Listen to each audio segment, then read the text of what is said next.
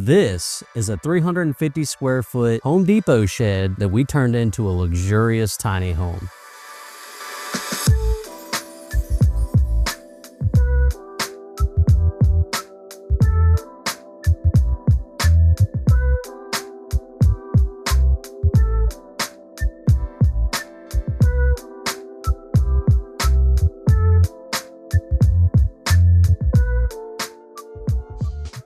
I'm going to give you the full price breakdown from purchasing the building to the finishing touches and everything in between. This has been a very fun project, and it all started when my friend's neighbor decided to sell his house. So he decided to sell his shed as well. As soon as I saw it, I saw the potential, and we agreed on a price of $5,000. I called around and found a company that would move the shed for $1,000, and I couldn't be happier. Before we could build anything, we gutted the inside and were pleased to find the building was already insulated. Now we're ready to start the electrical rough-in, which costs $904. We installed the outlet boxes horizontally at baseboard height so they wouldn't be in the way of the metal wainscoting later on. Once we pulled the wire and installed the new electrical panel, we needed to add a new 200 amp service. The utility pole cost me $794. And then we buried it with 4 bags of concrete, which cost $21. It's nice to have some privacy in the bathroom, so now it's time to frame up some walls for the bathroom and the closet. All the framing material cost $112.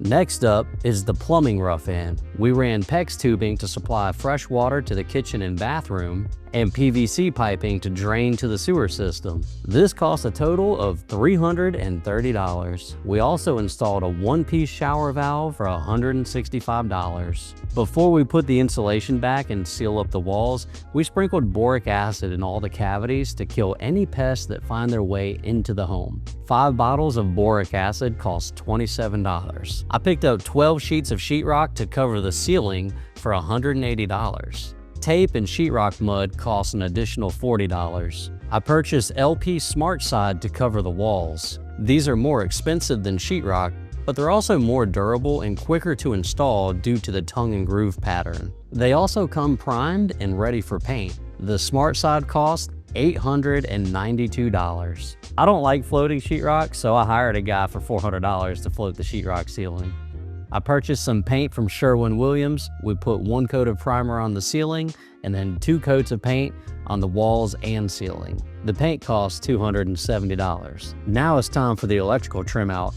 I already purchased the switches, outlets, and wall plates during the rough-in phase. We're also installing these flush mount LED lights. These have several color temperatures to choose from and install straight to the sheetrock. All you have to do is drill your hole, make your electrical connection, and set it in there.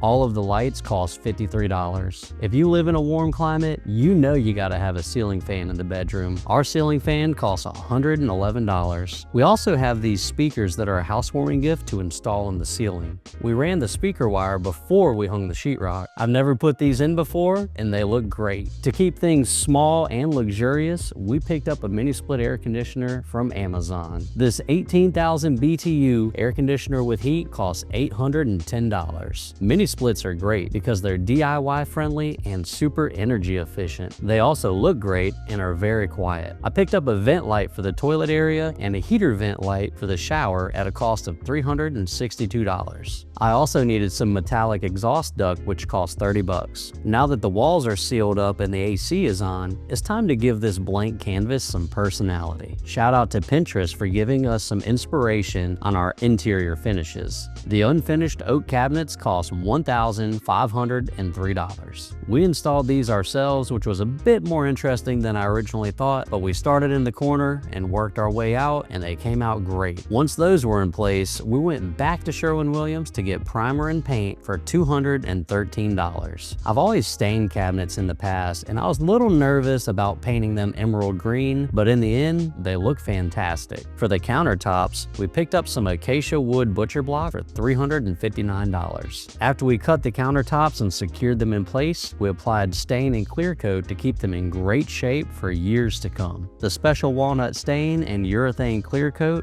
cost $40. To conserve space, we picked out an overhead microwave with built-in venting. Our stainless steel microwave cost $249. For the floors, we chose antique pine laminate flooring. The flooring is new, but the finish looks rustic. Laminate flooring is easy to install and snaps together for a watertight seal. All of the flooring cost $1,094. We wanted to build a bar to add a unique touch to this tiny home. We picked up a couple of base cabinets and another butcher block for $516. We had enough paint and stain left over to finish the bar. I went an extra step and made the bar appear built-in. I attached it to the wall and ran the trim around the front of the bar. The baseboard is painted 1x6s with integrated horizontal outlets. Then I cut corrugated metal to make a wainscoting from the bar all the way into the living room. The chair rail on top of the metal is 1x4s, stained and sealed to match the countertop. We use the same 1x4s for the crown molding throughout the house. All of the trim and metal wainscoting costs $458.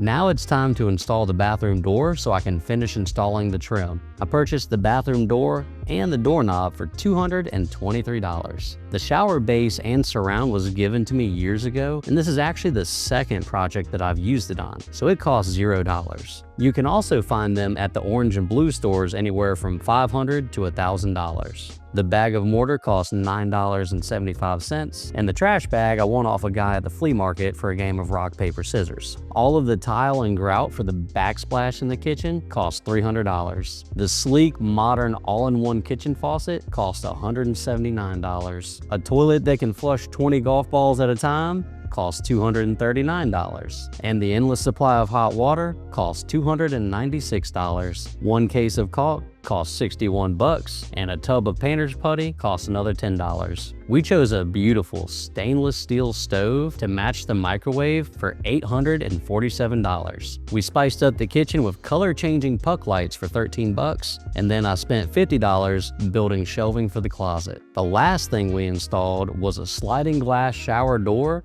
for $400. The bronze finish matches the fixtures in the rest of the house and really ties everything together. After adding everything up, this house cost me a grand total of $18,572 and 37 cents. Even though we splurged on a few nice things, we're still under our $20K budget. This is a very luxurious tiny home built on a modest budget, and it came out great. Now that everything's done and we're moved in, let me show you what the inside looks like.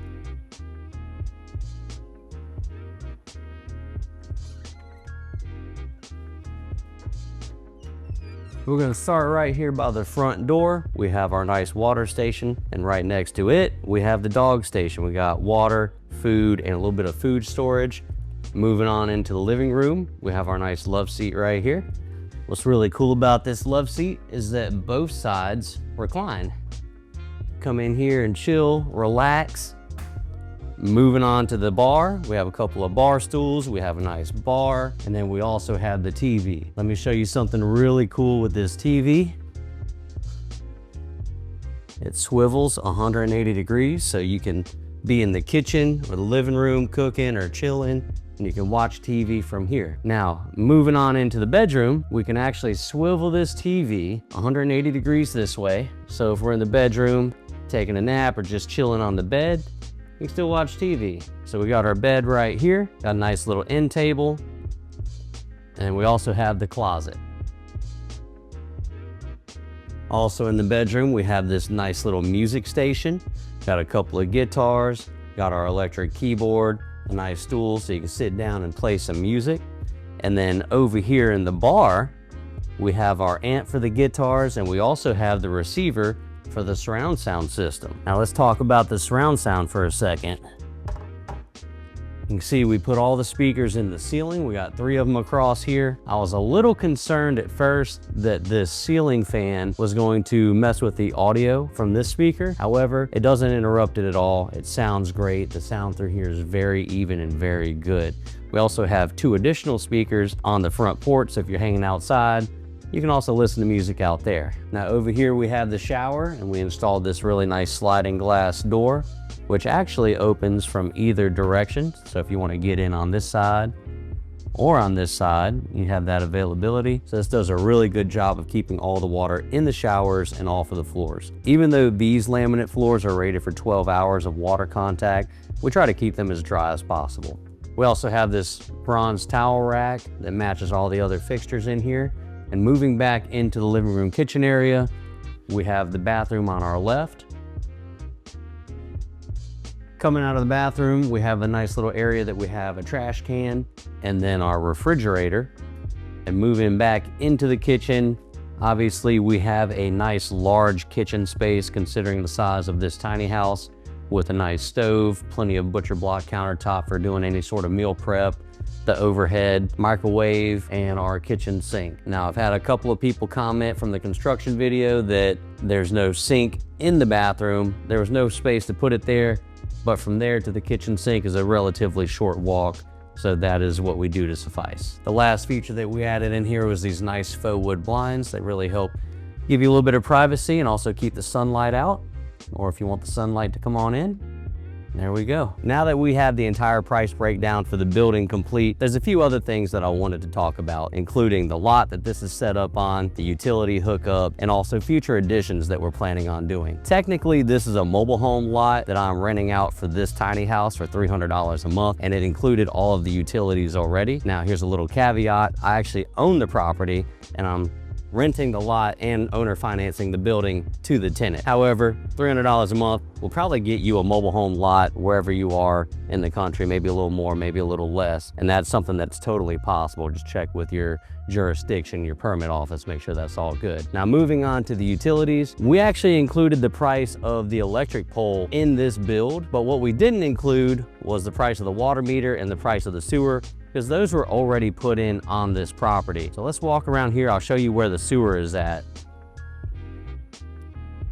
So this lot already had a sewer system, as you can see right here. And all we had to do was come over here to this clean out and tap our pipe into there for all of our drains. Now, if you don't have a sewer system, I know locally it cost me about $3,500 to have a contractor come in and install one of those. Now, you might also be on city sewer, which in that case, that's a completely different process because you don't need a tank like this. You just run a sewer line out to wherever your city tap is at and you pay a connection fee. All right, let's walk around to where the electric's at. Which actually the electric and the water are both over here on the same side. Now, we did include the price of this entire electric utility pole in the cost of this build, which generally, if you're renting a lot somewhere or if you already have this set up, you can go ahead and reduce your bill on this by about $1,000. And then once this is in place, all you have to do is have your electricity company come out and tap this in. On this side of the conduit, we have our electric panel, and this is a weatherproof outdoor rated unit. And for those of y'all that watched the construction video and just saw me loom it up and put it in there, we didn't get around to filming putting the actual breakers in, but yes, we do have breakers in here. And this is outdoor weather rated panel. The last utility that we have to talk about is the water. This is where our water inlet is coming from the ground. And all that is a 3/4 inch PVC pipe that runs out to the meter by the road. When I had that meter put in, I think it cost either $350 or $450 plus the pipe to get it here, maybe a total of $500. But like I said, that's all included with the lot because I'm renting this lot for this building. And the very last thing that I have to talk about is additions. So what we're planning on doing in the future here is adding a lean-to off of this building that's going to come out about 10 or 12 feet that we'll be able to park a vehicle under. And then at the back side of this lean-to, we're going to put in a storage room that'll be for tools and also a washer and a dryer. That way they'll have washer and dryer facilities on site. Let me know what you think in the comments. Consider subscribing, and we'll see you on the next project.